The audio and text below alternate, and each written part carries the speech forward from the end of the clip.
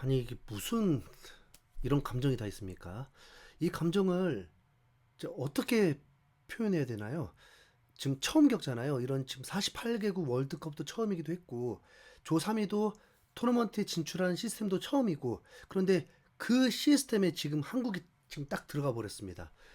지금 이 컨텐츠를 누구에게 전하는 건지도 모르겠습니다. 이 상황을 들으시는 분들은 어떤 분들인가요?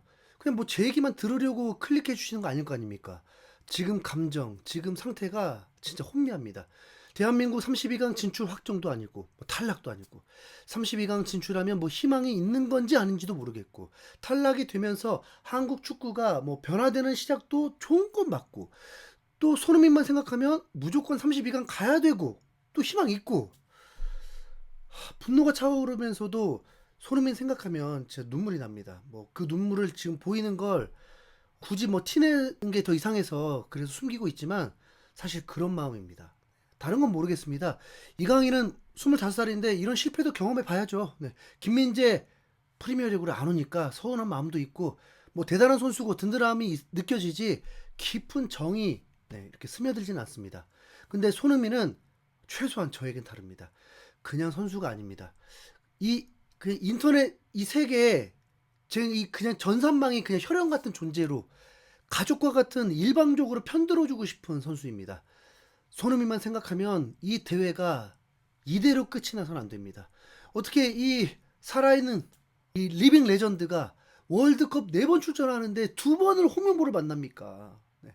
손흥민의 축구가 얼마 남지도 않은 상황입니다. 얼마나 그 마음이 조급해지고 간절해지는지 아십니까? 한국이 32강 가도 답이 없다면 뭐 탈락이 낫지라고 할 수 있지만 32강 가면요. 또 다른 경우의 수로 더 큰 희망이 생기기도 합니다. 네. 선수들이 남아공전처럼 못할 때가 있지만 선수들이 멕시코전처럼 잘하기도 합니다. 강팀을 만났을 때 버틸 수 있는 팀이니까 더 위로 갈수록 더 기대가 되기도 하니까요. 모든 전제는 선수들이 충격에 벗어나서 경기에 임하는 거겠죠. 그런데 그마저도 결정이 안 된 이 황당한 상황, 이 감정이 어떻게 하냐고요. 네. 대한민국이 32강 진출하길 바라는 마음, 변하지 않은 고래라는 거 이해해 주십시오. 대한민국의 운명이 남의 손에 달려 있습니다.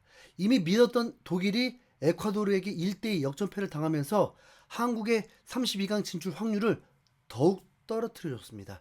그런데 이걸 뭐 굳이 이변이라고 할 필요도 없습니다. 독일은 이미 1위 확정이었기 때문에 1위 하고 싶지 않아도 1위입니다. 16강에서 프랑스 만날 상황이거든요. 네, 한국에게 도움도 안 되는 독일 그냥 광탈해라. 네. 8장의 32강 티켓 중에 보스니아와 에콰도르가 2장을 가져갔습니다. 그럼 이제 6장 남았죠. 자, 다른 관점으로 볼까요? 한국이 12개 팀 중에 하위 4팀 안에만 안 들어가면 됩니다.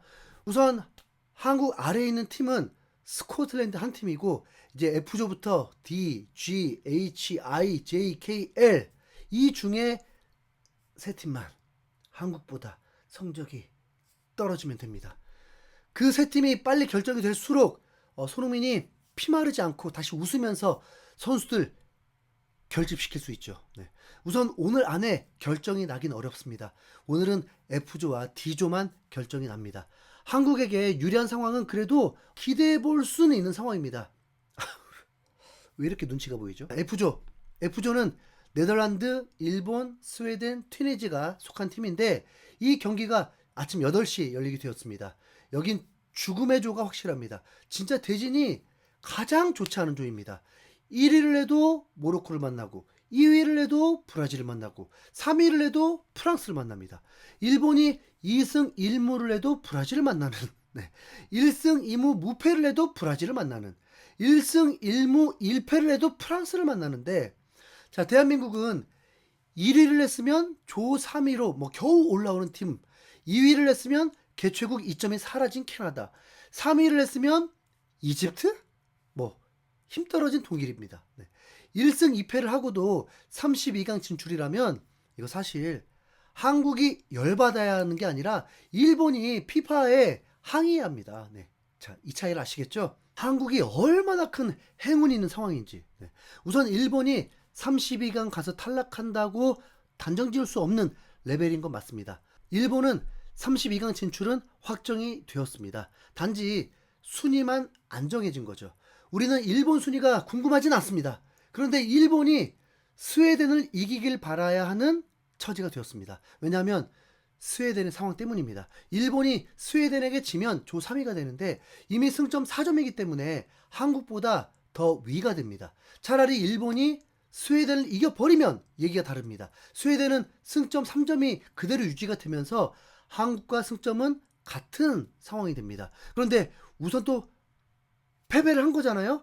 여기서 어떻게 패배를 했느냐가 중요하게 됩니다. 일본이 1점 차로 이기게 되면 스웨덴이 한국보다 위가 됩니다. 골을 많이 넣었기 때문이죠. 그런데 일본이 2점 차로 이기게 되면 일본이 한국을 살려주게 되는 겁니다. 아, 진짜 짜증이 날 수밖에 없죠. 근데 일본이 이제 스웨덴과 비기면 어떻게 되냐면 일본에게 아무 피해가 없습니다. 허탈할 정도로 말이죠. 네덜란드의 상황에 따라서 이겨도 뭐 2위, 비교도 2위거든요. 그러면서 한국에게 데미지를 최대치로 입히게 되는 겁니다.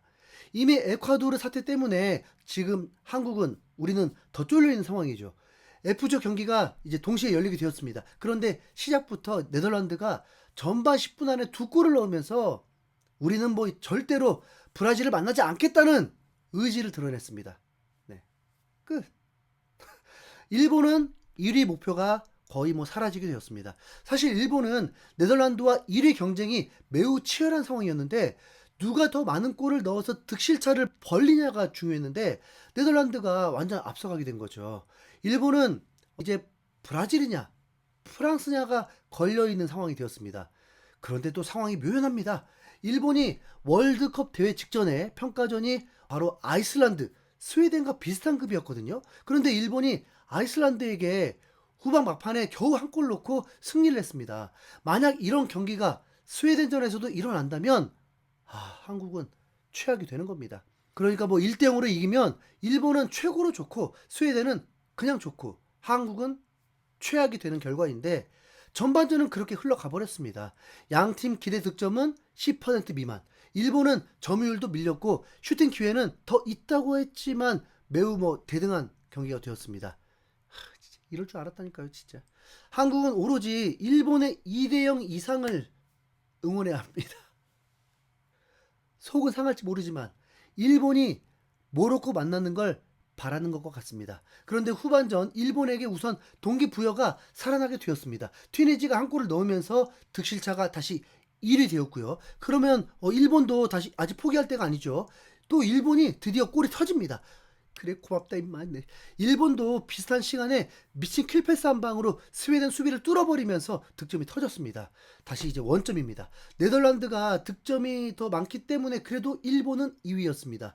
일본도 추가골을 넣을 수 있는 능력이 되고 네덜란드도 그건 마찬가지니까 쫄깃한 상황이죠. 스웨덴 입장은 어떨까요? 우선 조 3위가 유력하다는 건 알고 있었겠죠. 그래서 55분 이후부터 실점만 안 하면 된다라는 게 머릿속에 가능할 겁니다. 그런데 스웨덴 프로 선수들 많네요. 0대1이지만 포기하지 않겠다는 뭐 일본 잡겠다는 투지가 올라오면서 골을 넣으려고 더 강하게 나가더니 엘랑가가 미친 가마차기 골을 넣어버립니다. 후반전이 이 두 팀이 서로 뭐 난리도 아닙니다. 한국은 속이 타들어가 죽겠는데 저와 같은 마음분들은 아마 지금 주인공이 비참함을 당하는 스릴러 보는 기분이었을 겁니다. 차라리 우리를 그냥 죽여다오. 그냥 최소한 일본이 사력을 다하긴 하더라고요. 스웨덴 팬들은 뭐 이미 알고 있습니다. 2점차 패배만 아니면 된다는 걸요. 오늘 3경기에서 2번의 경기가 한국을 지옥으로 보내고 있습니다. 진짜 미쳐버리겠네 진짜.